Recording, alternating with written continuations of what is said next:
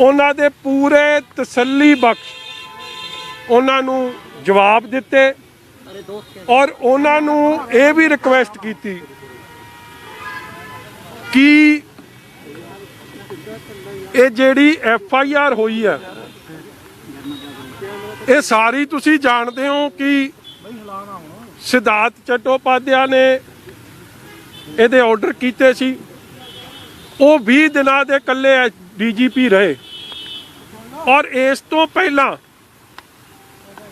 नवजोत सिंह सिद्धू के बयान जिदे च उन्होंने आप कहा कि हाँ चट्टोपाध्याय नूं मैं लवाया, AG नूं मैं बदलाया।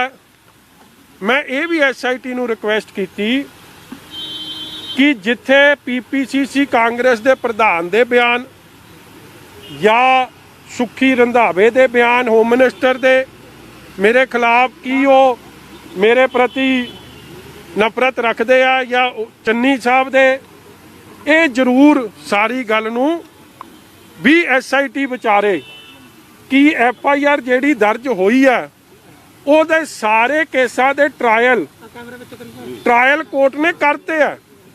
19 च फैसले आ गए, जिहड़े बरी होने सी उन्हां नूं बरी करता, जिन्हां नूं सज़ा होनी सी सज़ा होगी। सो हाई कोर्ट लोअर कोर्ट के फैसलिਆਂ तो बाद ये परचा दर्ज होना कि ये सियासीकरण तो नहीं। दूजी गल मैं नाल ही उन्होंने कहा कि honourable high court double bench justice Suryakant ji उन्होंने हैड करते सी। ये सारी एलीगेशन क्योंकि जेडे बयान ने बार बार ये 14 के बयान ने अज 22 च आपां ये सारे बयानों नूं लैके लोग हाई कोर्ट गए। CWP 88/2014 की 10 चलान पेश होए। ऑनरेबल हाई कोर्ट ने एक इंडिपेंडेंट SIT बनाई। अज जेडे SIT के अफसर मैनू पूछ रहे सी उन्हां दा रैंक है DSP। वो SIT जिहड़ी high court honourable high court ने बनाई सी वो अज ADGP अफसर लगे, उस वेले IG सन। ईश्वर सिंह जी, V नीरजा जी, नगेश्वर राव जी, उन्होंने 10 चलान पेश किए अंडर हाई कोर्ट सुपरविजन।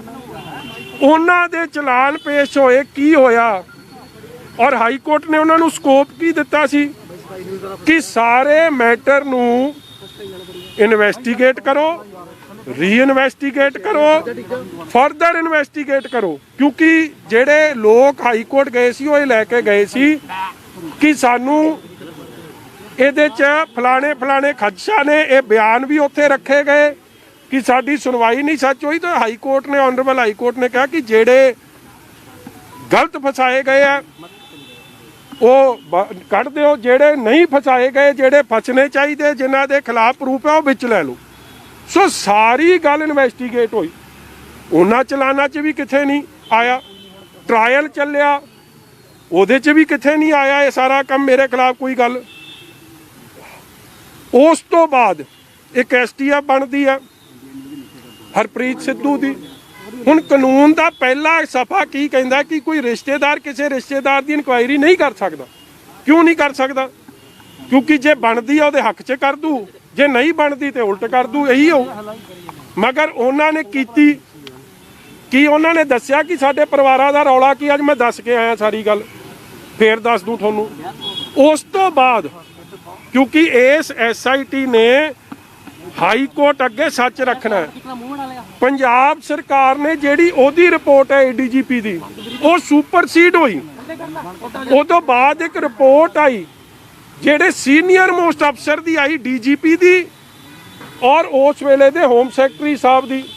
वो रिपोर्ट भी तुसी रिकॉर्ड ते लियाओ, क्योंकि जे सारा कुछ रिकॉर्ड ते आऊ तो फिर सच अपने आप सामने आ जू।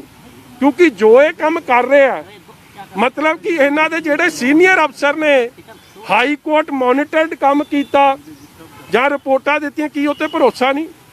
और तुसी ED दे बयानां दी गल करदे हो, ED आप एक इंडिपेंडेंट अदारा, उन्होंने आप दी इन्वेस्टिगेशन की। और जिहड़े बंदे दे ये IO दी गल करदे ओहदा चार्जशीट हो गया फॉर करप्शन, वो तो वड्डी गल आ, वो भी विचार अधीन लियाओ। और उसके बाद ED ने आप दी स्टेटस रिपोर्ट AG मसीह साहब की बेंच अगे दी है। ਤੇ ਜੇ ਤੁਸੀਂ SIT ਸਿਆਸੀ ਕਰਨ ਤੋਂ ਉੱਤੇ ਉੱਠ ਕੇ ਸਹੀ ਪੱਖ ਰੱਖਣਾ ਚਾਹੁੰਦੀ ਹੈ, ਫਿਰ ਬੜਾ ਜ਼ਰੂਰੀ ਹੈ ਕਿ ਇਹ ਸਾਰੀ ਚੀਜ਼ਾਂ ਵਿਚਾਰ ਕੇ ਫਿਰ ਸਾਹਮਣੇ ਕੋਰਟ ਦੇ ਅੱਗੇ ਰੱਖਣ ਤੇ ਸੱਚ ਦੀ ਜਿੱਤ ਹੋਊਗੀ, ਸੱਚ ਸਾਹਮਣੇ ਆਊਗਾ। ਔਰ ਜਿਹੜਾ ਇਨਡਿਸਪਿਊਟੇਬਲ ਫੈਕਟਸ ਨੇ, ਲੋਅਰ ਕੋਰਟ ਦੇ ਫੈਸਲੇ, ਹਾਈ ਕੋਰਟ ਦੇ ਫੈਸਲੇ, ਇਨਕੁਆਇਰੀਆਂ, ਇਹ ਕਿਸੇ ਤੋਂ ਲੁਕੀ ਛੁਪੀਆਂ ਤਾਂ ਹੈ ਨਹੀਂ। ਇਸ ਲਈ ਇਹ ਲੰਮੀ ਚੌੜੀਆਂ ਫੁੱਲੀ ਕੋਆਪਰੇਸ਼ਨ ਦਾ ਮੈਂ ਵਿਸ਼ਵਾਸ ਦਿਵਾਇਆ ਔਰ ਮੈਂ ਇਹਨਾਂ ਨੂੰ ਕਿਤਾਬ ਦਾ ਨੰਬਰ ਵੀ ਦੇ ਦਿੱਤਾ, ਕਿਉਂਕਿ ਹਾਈ ਕੋਰਟ ਦੇ ਆਰਡਰ ਸਨ ਕਿ ਜੋ ਆਰਡਰ ਸੀ ਉਹਦੀ ਪੂਰੀ ਪਾਲਣਾ ਕੀਤੀ ਜਾਵੇ।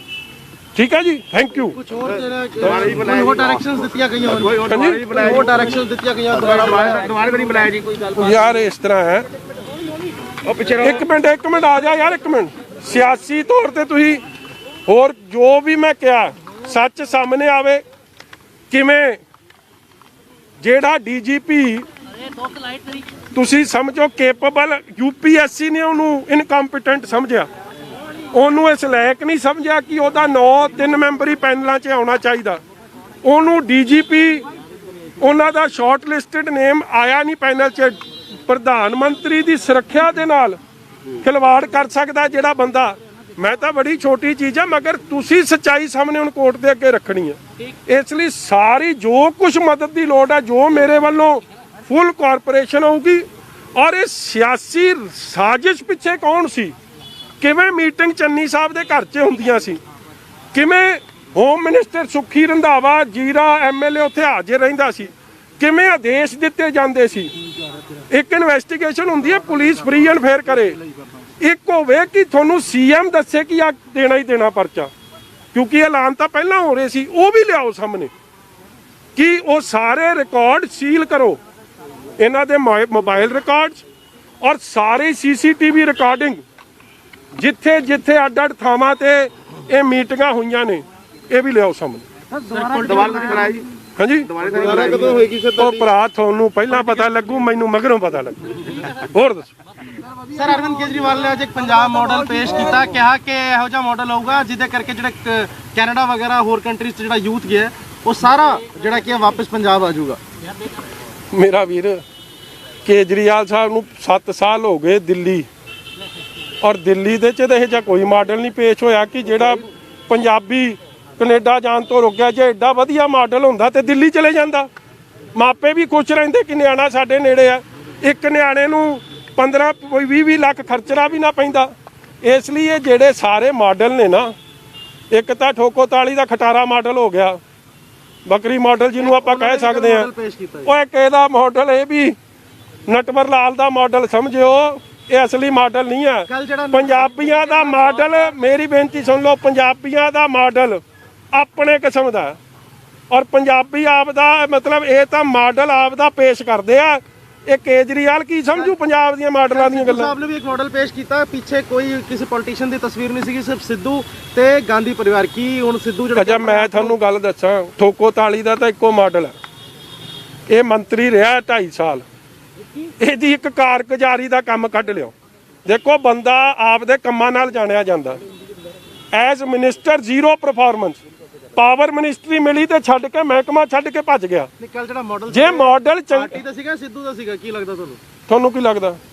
ਰਾਣਾ ਗੁਰਜੀਤ ਨੇ ਦੱਸਤਾ ਕਿ ਇਹ ਸਾਡਾ ਮਾਡਲ ਨਹੀਂ ਹੈ, ਠੋਕੋ ਤਾਲੀ ਦਾ ਮਾਡਲ ਹੈ, ਇਹ ਖਟਾਰਾ ਮਾਡਲ ਹੈ, ਫੇਲ ਮਾਡਲ ਹੈ, ਬੱਕਰੀ ਮਾਡਲ ਹੈ, ਮੈਂ ਕਰਨ ਵਾਲਾ ਮਾਡਲ।